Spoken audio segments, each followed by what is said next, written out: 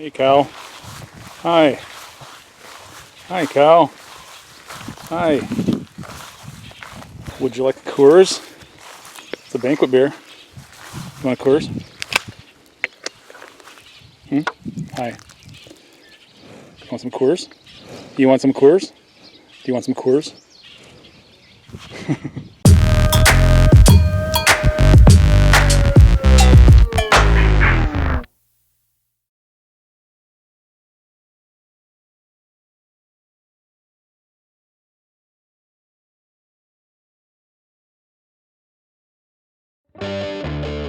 Last week we started in restoring this 1986 Honda Fat Cat.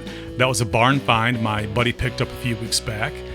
The bike's in great mechanical condition, but as you can see here, cosmetically it was in dire need of some help, so he bought it as a little bit of a side project here to teach his kid about motorcycles and wrenching. We had a lot of fun last week, but I think we went through about 10 newspapers and about 20 rolls of masking tape masking this thing off. But in the end, everything was worth it. The frame and the engine looked great, and now it's time to move on to the tank and the body plastics.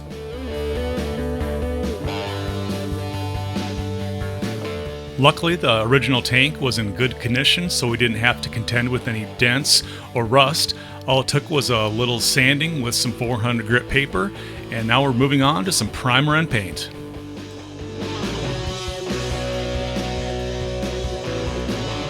We used a single-stage automotive body paint on the tank so it would be solvent resistant, so we wouldn't have to worry about gas getting spilled on it and peeling the paint off.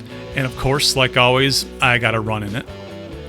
Here I am taking a razor blade and scraping off some of the high edges, and then getting after it and wet sanding it with 1200 grit sandpaper.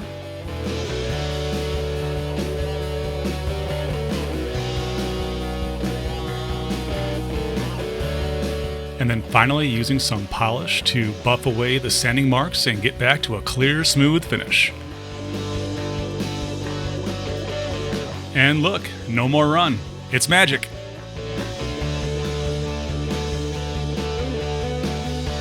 These fresh new plastics on the front end are going to look great. What's going to look greater is a brand new Fat Cat sticker.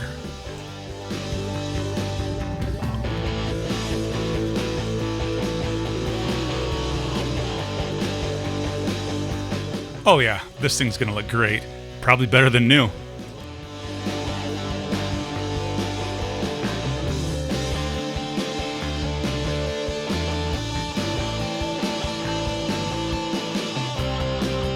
And for the third video in a row, I think, I left the camera on super duper fast forward, so you don't get to see the assembly process.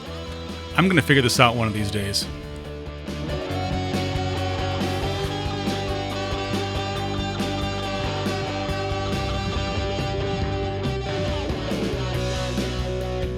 So now that the camera is back to normal speed, let's continue putting stickers on the rest of the bike.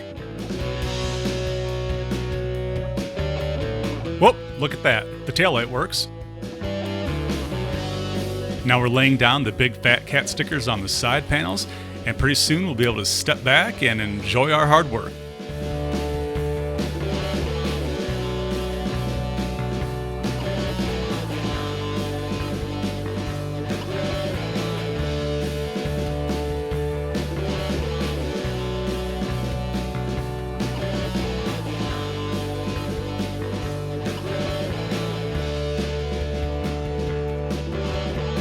There it is. That's nice work.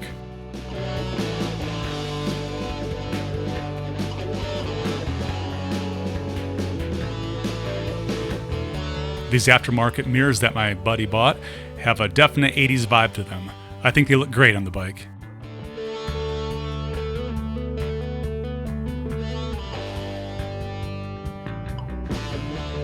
Now it's coming together.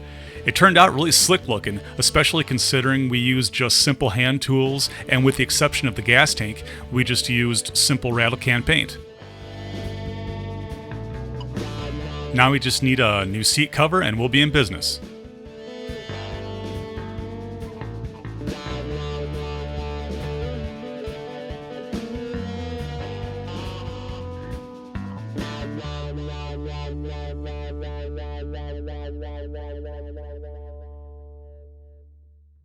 Hey, if you like what you're seeing here, please subscribe to the channel and be sure to click the notification bell so you'll know when I post new videos. Or follow me on Facebook, Instagram, Twitter, or my website, BigfootBikesandBrews.com, for some exclusive sneak peeks of what I'm working on for future videos. I'm busy restoring a bunch of vintage bikes as well as working on some sweet custom builds that I want to share with you. I'm going to try to get a new video out the door early in the morning every week, so be sure to click that notification bell and have your phone ready in the morning so you'll have something to do while you poop.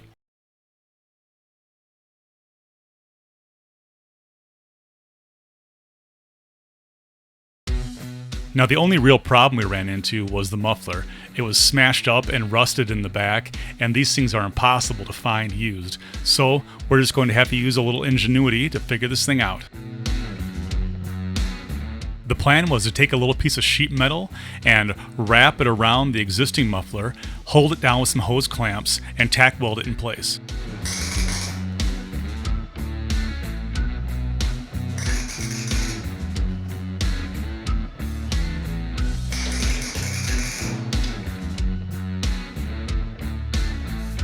There, considering that he was using just a small 120 volt flux core welder, I think he did one heck of a nice job.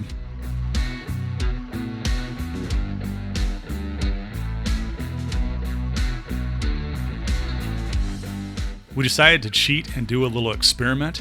Instead of running a bead of weld around the entirety of the new metal, we grabbed this JB Weld extreme heat muffler filler high temperature goop, and we're going to mask off a fake weld line and see how it looks. The bottom of the muffler had a nice hole in it, so we decided to just plug that hole up with the extreme heat goop. We'll let you know how it holds up over time.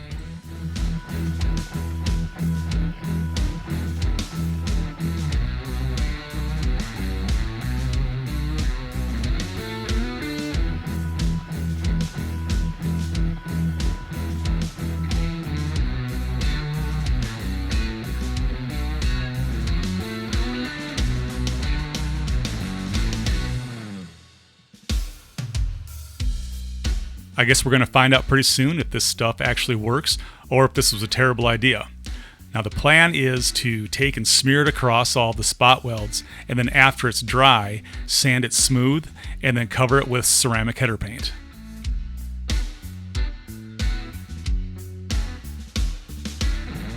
You definitely want to take the masking tape off before the stuff completely dries, or that tape's going nowhere.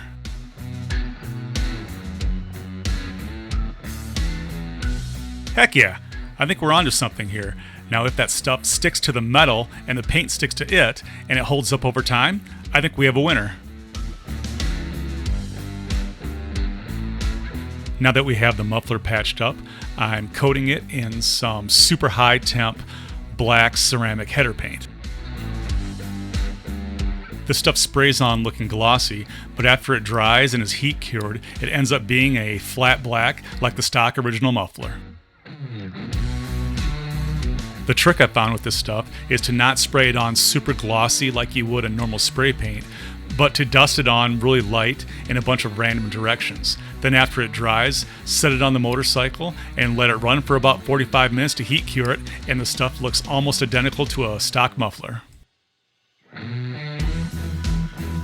I took a sanding block and removed the paint from the cooling fins on the head just to give it that nice little accent like on the stock 86.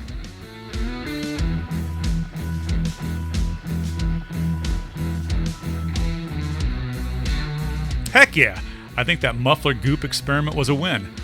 Now let's take it for a ride and heat cure that paint.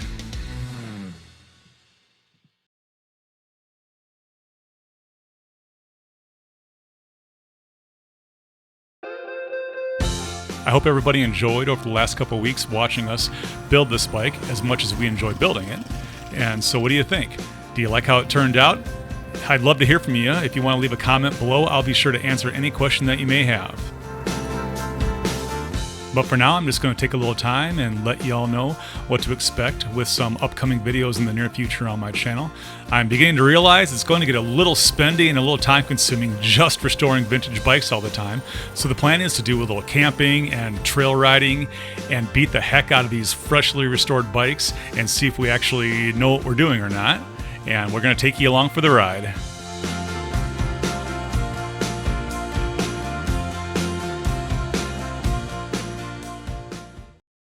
Alright, I hope you liked this episode of Bigfoot Bikes and Brews. Click on one of the videos here if you want to see some more, and please click on the Bigfoot button to subscribe to the channel and join in on the fun. See you next week.